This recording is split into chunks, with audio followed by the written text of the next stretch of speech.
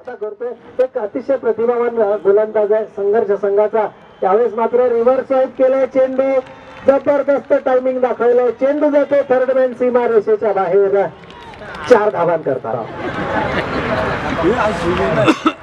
मात्र lower full toss चेंडू, खराब चेंडू आणि या चेंडूवरती जबरदस्त गळाघाती प्रहार. चेंडू सीमा रेषेच्या बाहेर.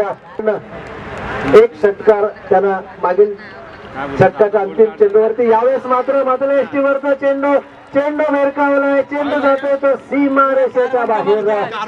6 धावांकर.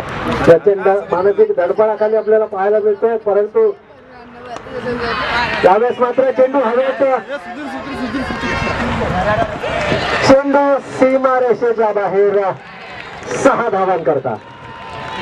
नंतर गणेशाच्या षटकातील पुढचा चेंडू सामनाकडे फलंदाज मनी जबरदस्त प्रहार केलाय. फलंदाज मनी याने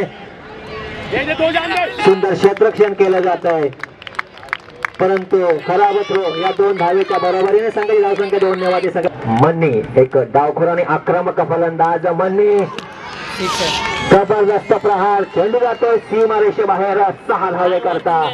या 6 धावेच्या बरोबरीने संघाची धावसंख्या 6 ने वाढली. संघाची धावसंख्या होती 34.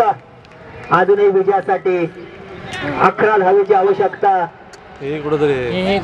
काढा लागले 9 चेंडू आणि विजयासाठी 11 धावा. अभी शूटिंग करते आपण. अरे धावा. मनीष चालूच आहे.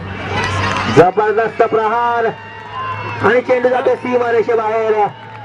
6 धावे करताय. या 6 धावेच्या